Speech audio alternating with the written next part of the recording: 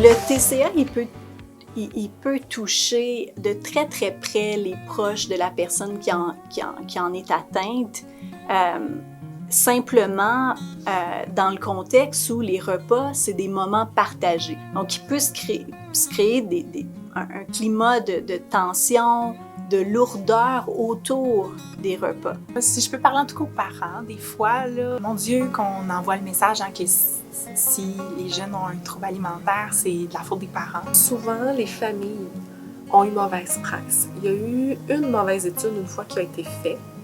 Et encore aujourd'hui, les conclusions de cette étude-là sont reprises. Puis la personne qui avait fait cette étude-là serait probablement étonnée même de constater à quel point cette étude-là a eu un mauvais impact parce que c'était pas le but de cette personne-là. Il n'y a aucun lien direct, causal, entre la façon dont les parents vont élever leur enfant puis le fait que l'enfant va développer un trouble alimentaire. Cette idée-là peut provoquer tellement de culpabilité. Puis des fois, quand on est pris dans cette culpabilité-là, ben là, on va vouloir compenser.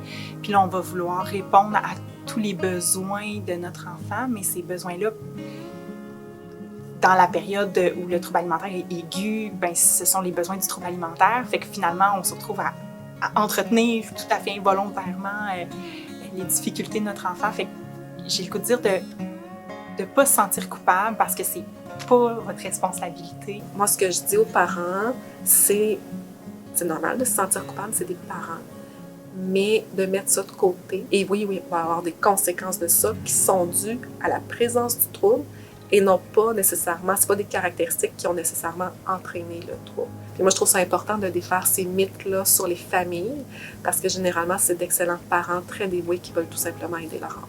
Si jamais vous sentez coupable, parce que comme parent, on a la culpabilité facile, là, mais c'est d'en prendre conscience puis d'en parler aussi, de ne pas rester pris avec ça. Souvent, les proches vont vivre énormément d'impuissance, de frustration et c'est totalement normal. C'est important, effectivement, de reconnaître ses limites et parfois de demander de l'aide pour soi-même. De ne pas hésiter à en parler, de nommer qu'on est inquiet. Et souvent, quand on nomme nos inquiétudes, plutôt que de confronter la personne, ça va être beaucoup mieux reçu. D'essayer de sensibiliser la personne sur son rapport problématique avec la nourriture en utilisant une approche qui est plus axée sur le dialogue, l'écoute, la compréhension, le soutien, du moins la volonté de soutenir le proche. Et se sortir d'un trouble alimentaire, ça veut dire affronter ce qui nous fait peur. Puis ce qui nous fait peur, bien, ça peut être de manger, ça peut être de couper les comportements qui étaient compensatoires.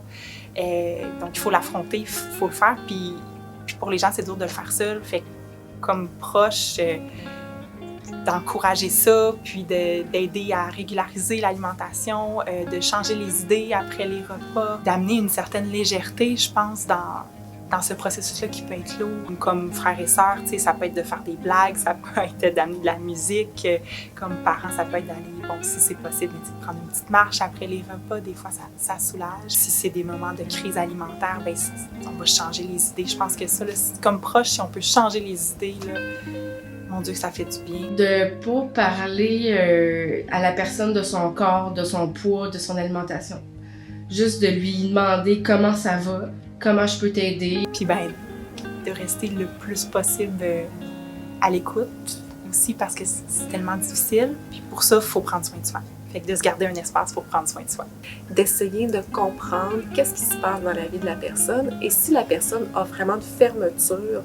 Quand on aborde la question du trouble des conduites alimentaires, moi je dirais de laisser ça de côté, mais s'intéresser à ce que la personne vit, de faire le tour des sphères de vie avec ces personnes-là. Donc, à l'école, au travail, avec les amis, dans les relations amoureuses, vraiment de regarder qu'est-ce qui se passe, puis de donner de l'aide, ce sur quoi la personne accepte de recevoir de l'aide pour commencer, pour établir le lien de confiance, d'aller se chercher du soutien également, de nommer à la personne qu'on est très inquiet, très préoccupé, que c'est nécessaire d'aller chercher de l'aide pour se sortir de la situation, d'être sensible à la détresse des personnes aussi, puis de ne pas hésiter à aller chercher de l'aide pour soi. On recommande généralement de ne pas non plus accommoder le TCA, c'est-à-dire de ne pas modifier la liste d'épicerie, de ne pas cuisiner des repas en fonction des restrictions de la personne pour que justement la personne qui en est atteinte soit confrontée à la nature problématique et à la trop grande rigidité qu'a pris justement l'alimentation dans sa tête.